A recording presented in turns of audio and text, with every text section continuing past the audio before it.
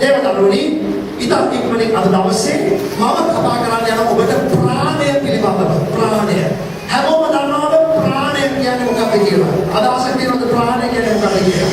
දැන් දේවදරුවනි අපි දෙවියන් වහන්සේගේ ලස්සන අලංකාර වචනෙට නැවත ඇතුල් වෙන්න යනවා. 3 යෝහන් 2 අපි බලන්න යනවා. 3 යෝහන් 2 right මේ වචනේ උන්වහන්සේ අපට ආශිර්වාද කරන්න යනවා. 3 යෝහන් 2 හලෙලුයා. අපි මොනවාද වෙනස් කරන්නේ? මම විදිහට ඔබගේ මේ ප්‍රශ්නය මොනවාද අපි වෙනස් කරන්නේ? මොනවාද වෙනස් කරන්නේ අපි? සිතන ආකාරය වෙනස් වුණාම අපිට ආශිර්වාද ලබන්න පුළුවන්. අපි පරණ විදිහට හිතුවදී කිසිම අලුත් දෙයක් අපිට ලැබෙන්නේ නැහැ. right කියවන්න අපිට 3 යෝහන් 2 3 John 2 amen. 3 යෝහන් 1 ප්‍රේමවන්තීනි නොවලා නුඹේ ආත්මය සඵලවන්නාගේ නුඹේ සියල්ලේ සඵල වන ලෙස ස්වයෙන් සිද්ධ ලෙසද ව්‍යාඛ්‍යා කරමි. හලෙලුයා. පළවෙනි දේ දේවදරුවනි හැමෝම මේ ඉංග්‍රීසි වචන කියන wish කියන වචනේ. එන්න fish නෙමෙයි wish. අපෝ බලන්නේ ගමන් මේ ඉංග්‍රීසි පාඩම wish. දැන් මේ ගන්න යෝහන් තුමා මෙතන ප්‍රාර්ථනාවක් කරන්නේ ඒක හරි වැදගත්. යා ප්‍රාර්ථනා කරනවා he wishes ඔබ සඵලව වෙලා උඩට ගිහිල්ලා ආශිර්වාද ලබයි කියලා. දේවදරුවනි අද මම ඔබට යමක් කියනවා. සමහරකට මිනිස්සු සාක්ෂි දරුවම ඉස්සරහා අපි අපේ මනසෙන් හිතා ගන්නවා න්යායම කිව්වට මම දන්නවා. අර ඒක තමයි වැඩි ප්‍රශ්නේ. ඔබයි මමයි කාගේ හරි සාක්ෂිය කාගේ හරි යාපනයක් ඇහුවම ඒක විනිශ්චය කර කර ඉන්නවට වඩා තමා දෙවියන් වහන්සේට ස්තුති කරන්න මේ කෙනාට මෙවැනි දෙයක් කියන්න හරි දෙවියන් වහන්සේ ශක්තිය දීලා තියෙනවා කියලා. හලෙලුයා. බලන්න රුපියල් 100 මුළු මාසෙම ජීවත් වුණා. කොහොමද ඒක වුනේ? දෙවියන් වහන්සේගේ සැපේම. හලෙලුයා. සාක්ෂි රාශිය යාපන වලට පිළිතුරු ලැබුණා. ස්වාමීන් වහන්සේ සැපේවා. කොළඹේ හොඳ උසස් ස්ථානයකට ගෙනාවා. හලෙලුයා. දෙවියන් වහන්සේගේ දරුවෝ උඩින් ඉන්නෝනේ පල්ලෙන් නෙවෙයි. හලෙලුයා. ඔබ විශ්වාස කරන්න. ඔබ එකිනෙක කෙනා දිහා බැලුවම හිතන්න බා. අයියෝ නෑ ඒ වගේ. අයියෝ නෑ. ඔබ හිතන්න මම ප්‍රාර්ථනා කරනවා මගේ සහෝදරයා මගේ සහෝදරි උඩට බලන්න යනවා කියලා. හලෙලුයා. මම ආස වෙනවා ඕන් ඉස්සරහට යයි කියලා. කාගේම පොඩි හිතාවන්නේ. මට ඉස්සරහට යන්න හොඳයි. මගේ වරුනේ එහෙම නෙමෙයි. මමත් යන්නේ මගේ දරුවෝ යන්නත් ඕනේ. මගේ නෑද හැබැයි මගේ සභාව යන්නත් ඕනේ. හලෙලුයා. ලංකාවේ තිබුණු දරුවෝ ඉස්සරහට යන්න ඕනේ. ප්‍රශංසා ලෝකේ දරුවෝ ඉස්සරහට යන්න ඕනේ. තමා යහපත් දේවල් ප්‍රාර්ථනා කරන්න මිනිස්සුන්ට. එමේ wish for good things. දේවදරුවනි අපිව කොටස් තුනකින් හදලා තියෙනවා. Very important. I'm going to tell this in English. Write it down and tell it once in English. Write it down. We are made of 3 parts. We are made of spirit, of soul, of body. Those of you who are writing in English, this is what it says. Man is a spirit. Don't forget what I'm telling you today. Man is not a body. Man is a spirit. He has a soul and he lives in the body. ඉංග්‍රීසියෙන් මේක තේරුම් ගන්න හරි ලේසි. හැබැයි සිංහලට මේක පරිවර්තනය කරාම අපිට පොඩ්ඩක් අමාරු වෙනවා. මේක ලියා ගන්න. අපි කොටස් තුනකින් සමන්විත මිනිස්සු. හැමෝම කියන කොටස් තුනක් කියලා. පළවෙනි දේ ආත්මය. අය කියන්නේ ආත්මය කියලා. දෙවෙනි දේ ප්‍රාණය. තුන්වෙනි දේ ශරීරය. දැන් එන්න බලන්න ආත්මය, ප්‍රාණය, ශරීරය. අපි නැවත ඉපදුනාම දැන් මෙතන වාඩි වෙලා ඉන්න හැමෝම නැවත ඉපදිනාද? නැත්තම් ලෝක ලෙඩක්. නැත්තම් ඔබ තම මරණය කියලා. අලුතෙන් ඔබ ඉපදෙන්නේ කොහොමද? ජේසුස් වහන්සේව අපේ හදවතට පිළිගත්තාම අපි අලුතෙන් ඉපදෙනවා. මේක අහගන්න. අපේ ඉපදෙන්නේ මේකයි. අපේ ආත්මය. ඒක write this down. What is born again is not our body nor our soul but our spirit is born again. අපේ ආත්මයයි නැවත ඉපදෙන්නේ. දේවදරුවනි යේසුස් වහන්සේ කිව්වා දෙවියන් වහන්සේ ආත්මයක් කියලා. ඔබට මතකද? ඔබට කියවන්න පුළුවන්. මේක තියෙන්නේ යෝහානගේ පොතේ 4 වෙනි පරිච්ඡේදයේ. Jesus said God is spirit. අපි මරණ දවසකට මේක හරි වැදගත්. අපේ ආත්මයයි එසවෙන්නේ දෙවියන් වහන්සේ වෙතට. දැන් අපි බයිබල් පද කීපයක් බලමු. ආත්මය, ප්‍රාණය, ශරීරය ගැන. යෝහන් තුමා කියනවා ඔබගේ ප්‍රාණය සඵලවත් වෙන්න. For your soul to prosper. හැමෝම කියන ප්‍රාණය සඵලවත් වෙන්න. අපගේ ප්‍රාණය සඵලවත් වෙන්න. තව විනාඩි දෙක තුනකදී ප්‍රශ්න එනවා. හරිද? මොලේ ගෙනාවද කියලා බලන්න. right? අනිත් අය උත්තර දෙන්න බෑ. මම ආනවනම් කොටසකින් එක්කෙනෙක්ගෙන් දෙන්නෙක්ගෙන් ආන්න මේක හොඳයි. තමන් අවධානයෙන් ඉන්න පුළුවන්. අපි අහමු බ්‍රදර්ට ඊයමඩ කියලා 1 තෙසලෝනිය 5:23. 1 තෙසලෝනිය 5:23. මේක වැදගත්කම මාර්ක් කරන්න ඔබගේ බයිබලයේ. සමාදානයේ දෙකම සේව ඔබලා සාමූලික පවිත්‍ර කරන සේක්වා. ඔබේ මුළු එයත් ප්‍රාණයත් ශරීරයත් අපගේ ක්‍රිස්තුස් වහන්සේගේ ඊමේදී නිදෙස් තිබෙන ලෙස ආරක්ෂා කර ලැබෙත්වා. හalleluya. නුඹගේ මොකක්ද ආරක්ෂා කරන්න කියන්නේ? එතන තෙසලෝනික පොතේ මොකක්ද කියන්නේ? නුඹගේ ආත්මය, ප්‍රාණය, ශරීරය. දේව දරුවනි අපි කොටස් තුනකින් සමන්විත මිනිස්සු. ඒක අමතක කරන්න එපා. යෝහන් තුමා කියනවා ප්‍රාණය කියන්නේ මොකක්ද? මෙන්න ප්‍රාණයට පාවිච්චි කරන ග්‍රීක වචනේ තමයි ශයිකේ කියන වචනය. ශයිකේ කියන වචනේ තේරුම මේකයි. අපේ කැමැත්ත මේව ලියා ගන්න දේව දරුවනි මේව ඔබට වැදගත්. ඔබගේ ප්‍රාණය කියන්නේ මොකද්ද? කවුරුරේවත් මොකද්ද ඔබ ප්‍රාණය ආත්මය අතර වෙනසක් නැහැ. වෙනසක් තියෙනවා. මෙන්න ප්‍රාණය කියන්නේ තමාගේ කැමැත්ත. Your will is in your soul. දෙවෙනි දේ තමයි your intellect. ඔබගේ බුද්ධිය තියෙන්නේ ප්‍රාණේ. The third thing is emotions. ඒ කියන්නේ හැඟීම. මම දන්නේ මගේ වේගය වැඩිද කියලා. මම නැවත කියන්නම්. ප්‍රාණය කොටස් තුනකින් සමන්විතයි. කැමැත්ත, ලියාගන්නවද? Your will. දෙවෙනි දේ මොකක්ද? Your intellect, very important. තමාගේ බුද්ධිය. Third one is your emotion. මොකද්ද තමාගේ හැඟීම. දැන් කවුරු හරි වැන්නාම අපිට මොනවද වෙන්නේ? මොනවද වෙන්නේ අපිට? මොනවද වෙන්නේ? මේක හරි වැදගත්. මේ පල්ලි ගන්න කවුරු කරලා නැහැ වගේ. වැන්නාම මොකද වෙන්නේ? දුකක් වෙනවා. කොයිටද වේදනාව ඇති වෙන්නේ? මේක හරි වැදගත්. කොයිටද ඇති වෙන්නේ? ප්‍රාණයට. අමතක කරන්න එපා. තමාට කවුරු හරි සන්තෝෂ පරිවිඩයක් දුන්නා. තමා එක පාන්නම හරි සන්තෝෂ වුණා. මොකද වෙන්නේ? කොහෙද සන්තෝෂ එන්නේ? තමාගේ ප්‍රාණය. This is the seat of our life. Our soul is the seat of our life. අපේ ප්‍රාණය තමයි අපේ ජීවිතේ ප්‍රමුඛ ස්ථානය. ජේසුස් වහන්සේ කතා කරා මේ පිළිබඳව. ඉතින් මෙන්න අපි බලන්න ලූක්ගේ පොතේ 6:45 මේක වැදගත් පදයක්. Luke chapter 6 verse 45. මේකේ පස්සේ ප්‍රශ්න කිහිපයක් ආවෝ.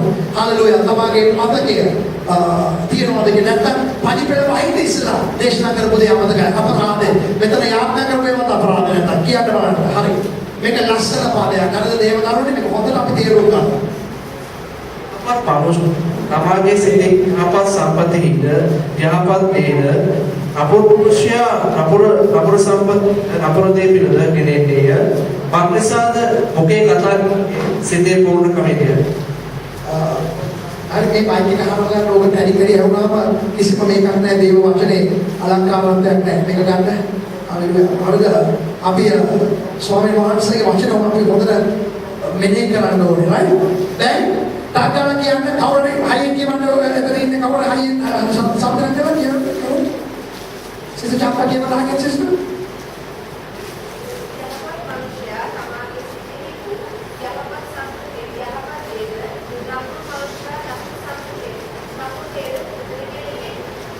හalleluya. යහපත් මිනිස්සයා ගේන්නේ මොනවාද? එළියට මේක හරියටද? යහපත් මිනිස්සයා මොනවාද ගේන්නේ? යහපත් දේවල්. අයහපත් මිනිස්සයා ගේන්නේ මොකද්ද? යහපත් දේවල්. දැන් ඔබට මතකද මම කාලයකට උඩදී ඔබට කියනවා ධර්මිෂ්ඨයාගේ අතේ මුදල් තියනවා ඒක පාවිච්චි වෙන්නේ මොකටද? හයිය කියන්නේ මොකටද පාවිච්චි වෙන්නේ? ධර්මිෂ්ඨ දෙන්න. නපුරු මිනිස්සයාගේ අතේ මුදල් තියනවා පාවිච්චි වෙන්නේ මොකටද? නපුරු දේවල්. නපුරු දෙයට. යේසුස් වහන්සේ දවසක් කෑමට ගියා. කෑමට ගියාම යේසුස් වහන්සේ අත හේතුවේ නැහැ. දැන් අපි මොනවද කියන්නේ ළමයිට ඉස්සරින්ම කියන්නේ ඔය අත හොදලා ගන්න. නේ අපි එහෙම කියනවා අපි යේසුස් වහන්සේ අත එල්ලෙන්නකොට එක පාටම පරිසරවල උනත් කරා. මෙන්න බලන්න අපවිත්‍ර දෙයක් කරා කියලා. යේසුස් වහන්සේ ලස්සනට කිව්වා. එළියෙන් ඇතුළට යන දේ තමාව අපවිත්‍ර කරන්නේ නැහැ. තමාගේ ඇතුළේ එළියට එන දේ තමාව අපවිත්‍ර කරන්නේ. දේව දරුවනි වෛරය, ක්‍රෝධය. අද මම මගේ ඔෆිස් එකේ ඉන්න වෙලාව මට ඇහුණා සාන්ති ස්කූල් එකේ ළමයි කියනවා වෛරය, ක්‍රෝධය, ඊර්ෂ්‍යාව මොකද වචන උගුල්ලා කොහොමද කියන්නේ? මුළුදුරා විසිකලා කරන මම ඇහුණා ටිකේ මේ ළමයි මම හිතන මම යාපතේ අහගෙන ඉන්න ළමයි මුළුදුරා ටීචර්ලා විසිකලා. හalleluya. වෛරය, ක්‍රෝධය. ටීචර්ලා කියනවා පැත්තකට විසිකලා. ඉතින් දේව දරුවනි අපේ හදවතේ තමයි වෛරය තියෙන්නේ. අපේ හදවතේ තමයි ක්‍රෝධය, සමාව දෙන්නේ නැතිකම, තිත්තකම, වෛශ්‍යසිතුවිලි ඔක්කොම තියෙන්නේ කොයිද? අපේ හදවතේ. මේ දේවල් අපි ඉවත් කරන්න ඕනේ. එතකොට අපේ ඇතුළාන්තයෙන් එන්නේ යන්නේ මොනවද? හොඳ දේවල්. දැන් තමයි මිනිස්සුන්ට ප්‍රාර්ථනා කරන්න යන්නේ මොකද්ද? මොනවද ප්‍රාර්ථනා කරන්න යන්නේ? තමාගේ ප්‍රාණය සඵලවත් වෙන්න. හalleluya. තමාගේ ප්‍රාණය සඵලවත් වෙන්න. right. ප්‍රාණය සඵලවත් වෙන්න ක්‍රම දෙකක් තියෙනවා දේව දරුවනි. hallelujah. There are two ways that your soul prospers. දැන් මේ වචනයෙන් වැදගත්. අපි කතා කරන සඵලත්වය ගැන. හරිද? සඵලත්වයේ විරුද්ධ පදය මොකක්ද? පුළුවන් නම් මට කියන්න. සඵලත්වයේ විරුද්ධ පදය මොකක්ද? What is the opposite word for prosper? Nishpala. Anyone wants to take this? මට ඊයේ තමයි මේක මගේ හදවතට වැදුනේ. මම බැලුවා දෙවියන් වහන්සේගේ වචනේ කියනවා නුඹව සඵලවත් කරනවා. නුඹගේ ආත්මය සඵලව වෙනවා. මම ඒකට හිතුවා දෙවියන් වහන්සේගේ මම ඈත් වුණොත් මට මොකක්ද වෙන්නේ යන්නේ? සඵලත්වයේ අනිත් පදේ මොකක්ද? අසාර්ථකත්වය නිෂ්පලනේ තම. Here are the technical terms. මෙන්න ඔයාලට දැනගන්න ඕන හරි දේ මම. The opposite of prosper is three things. It is to decline, it is to fail, it is to lose. The opposite of prosper.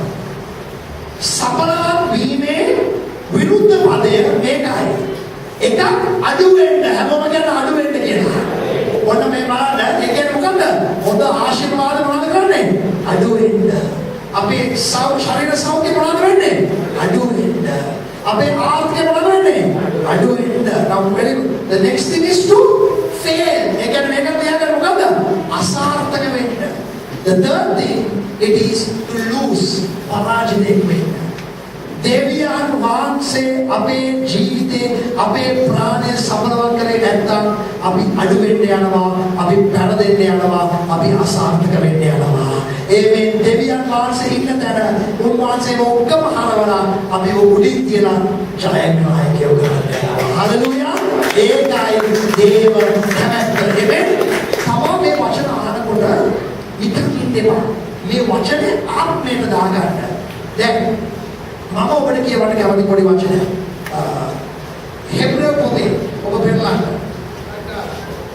අපේ බ්‍රදර් දෙනිස් හතරේ දෙක හෙබ්‍රේව හතරේ දෙක කියවන්න. මම මේක මෙතන ගමන ගහන වෙලාවේ මම මේක ඔබලාට කියවන්න ඕනේ කියලා මම මේක මාක් කරලා තිබුණා. ඒක මගේ බයිබලේ ටක් ගාලා මම පෙන්නලා ගත්තේ.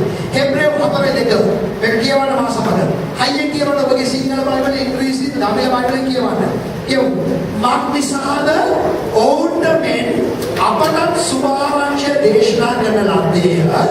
නමුත් ඇසුවාවන් සමග ඔවුන් ඇදහිල්ලෙන් එක්සත් නොවූ බැවින් ඇසූ වචනය ඔවුන්ට ප්‍රයෝජනවත් නොවිය. දේව වචනය ප්‍රයෝජනවත් වෙන්නේ ඇදහිල්ල මිශ්‍ර කරාම. නිකම් වාඩි වෙලා ඇහුවාම කිසිම දෙයක් වෙන්නේ නැහැ. ඔබට ඇහුනාම ආපාස කිව්වා දැන් ප්‍රාණය සඵලවත් වෙන්න ඔබගේ හිතෙන් කියන්න මගේ ප්‍රාණය සඵලවත් වෙන්න යනවා කියලා. හalleluya. ඔබට ඇහුනාම උඩින් ඉන්න ඕනේ ඔබ කියන්න ජේසුස්ගේ නාමයෙන් මම ඉහළින් ඉන්න යනවා. අනිත් අයට සුබ පතන්න කරන්න මම යේසුස්ගේ නාමයෙන් මගේ අතේ දකුණු වම් පැත්තේ ඉන්න අයට මම සුබ පතනවා මම ප්‍රාර්ථනා කරනවා උඩට මෙයයි කියලා. හොඳයි. දැන් දේවදරුවනි අපි යමු ඉස්සරහට. සමහර අයගේ ප්‍රාණය සඵලවත් වෙන්නේ නැහැ. යෝෂුවා 1:8. හalleluya. යෝෂුවා 1:8. මොනවද මේ මානසික වචන කියන්නේ යෝෂුවාගේ පොතේ. පළවෙනි පරිච්ඡේදයේ 8 වෙනි පදයේ. මෙන්න තමාගේ ප්‍රාණය සඵලවත් වෙන ක්‍රමය. This is how your soul prospers. Number 1. මේක හරි වැදගත්. මම පොඩි වෙනස් දෙයක් වලට පෙන්නනවා. කියවන්න ප්‍රථම අපිට 1:8 යෝෂුවා කියන්නේ මේ විවස්ථාවක නුඹේ මුඛයෙන් පහළ වේවා. එලියා තිබෙන සියල්ල ග්‍රන්ථ බලාගන්න. පිරිස රැඳවල් මෙනෙහි කරන්න. එවිට නුඹේ මාර්ගයේ සඵල වීමට නුඹට සුභසිද්ධ වන්නේ කියලා. හalleluya. ප්‍රශංසා වේවා.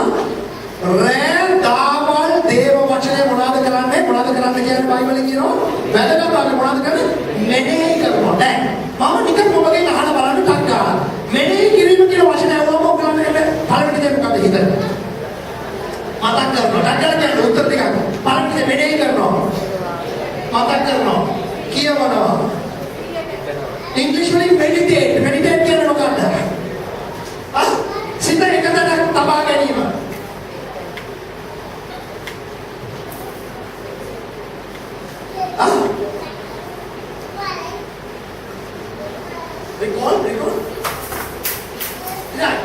recall hari.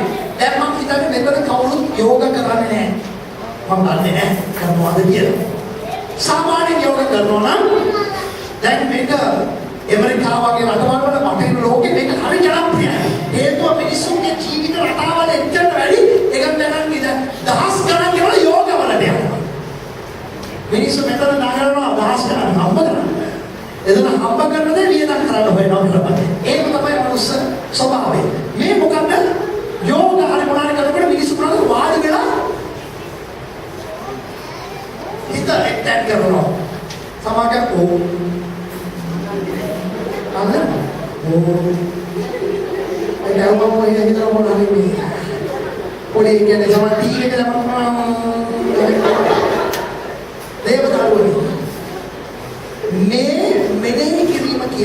the English term for this meditation, you can use one meaning is chewing the cud. Then हम जानना होगा ना यार तुरामा समाना करते कहते वो क्या कहते हैं वाले इंडिया तो लोग ना एक इंग्लिश मचने है वो आप chew the cud. That makes single में क्या है मां क्या ना है लेकिन इंग्लिश मचने ओवर दैट का नहीं नॉर्दर हरके खाना कुड़ा खाना अब क्या आने पास में मटे इच्छा मिला में हरक दिया माना मिलता है ये ना अब याद तक लड़ू है अब हरके कुड़ा करने ඔබ දැක්කද තනකොළ කරනවා මොනවද කරන්නේ අපල හමගම නිකම්ම බැලුවම කන මොකද්ද දැක්කද අනිත් බලන්න හරිද ඒක මොකද්ද යා හපනවා මෙතන දානවා ආපහු මාරිනවා ආපහු හපනවා ආපහු දානවා ආපහු ගන්නවා මම ගන්න එක නිකන් හිරුවම එපා කියලා හිතනවා හැබැයි ඒක මොකක්ද හරකට පුදුමාකාර විදිහට යාගේ ශරීරයට යාගේ ඩයට් එක කියන්නේ යාගේ ඩයිජෙස්ටර් එක කියන්නේ සිංහල වචනේ ආහාර ජීවන පද්ධතිය යහපත්ය. දැන් ඔබ දන්නවද සමහරකට ඇයි සමහර අය රසණීය කියලා ඔබ දන්නවද ඇයි සීනි පොඩ වැඩි දන්නවද හේතුව? වත් අපි කන්නේ නැහැ වත් අපි කිරි කරනවා. මේක හොඳට ගන්න මම කියන දේ. ඔබ අද දවල් කෑවාම මේක පොඩ්ඩක් කරලා බලන්න. ඔබ කටවල් කීයක් කපනවද කියලා බලන්න. අපි අද පුරුදු වෙලා තියෙන වත් ගිලින්න. අපි ගිල්ලාම ඒක පාය. ඒක වැඩි. ඒක තමයි ඒ සීනි වලට පොඩ්ඩක් බලපාන්නේ. දේවදර අපි පුරුදු වෙනකොට පොඩ්ඩක් මෙනෙහි කරනවා කියන්නේ දේව වචන නිකක් මම ඔන්න හිතපදේශ කිව්වා ඊගාලෙන් කිව්වා ස්වාමීනි අයනවා ඒව නෙමෙයි අපි හිතන්නේ. This meditation has another thing. මෙන්න මේක ලියාගන්න අපි අහමුලාකට මේක කියවන්න කියලා. This meditation has two things. You think and you say. දැන් මේක ලියා ගන්න. මේ මෙනෙහිවීම බයිබලයේ කතා කරන මෙනෙහිවීමට කාරණා දෙකක් තියෙනවා. තමා සිතනවා, තමා ප්‍රකාශ කරනවා. ඉතින් තිබුණාද යෝග කරනවා වගේ නෙවෙයි ක්‍රිස්තියානි මෙනෙහි කිරීම. තමා හිතනවා, තමා ප්‍රකාශ කරනවා. තමා හිතනවා, තමා ඒක කියනවා. දැන් අපි කියමු බයිබල් පද දෙකක්. හරිද? කොලොස්සි 3:16. මේක හරිය වැදගත්. කොලොස්සි 3:16. ඒ වගේම ගීතාවලිය 63:5. දේව දරුවනේ මම දන්නවා පොඩක් අපේ වෙලාව ගිහිල්ලා අපි කමියුනිටි එක ගන්න ඕනේ. හැබැයි මේව හරිය වැදගත් ඔබට කියන්නේ. අනිත් එක මම ටක් කරලා අනිත් පොයින්ට් එක විනාඩියක ඔබට කියලා අවසන් කරන්න යනවා. මේ පද දෙක කියවන්න ගන්න කොලොස්සි 3:16 හරි.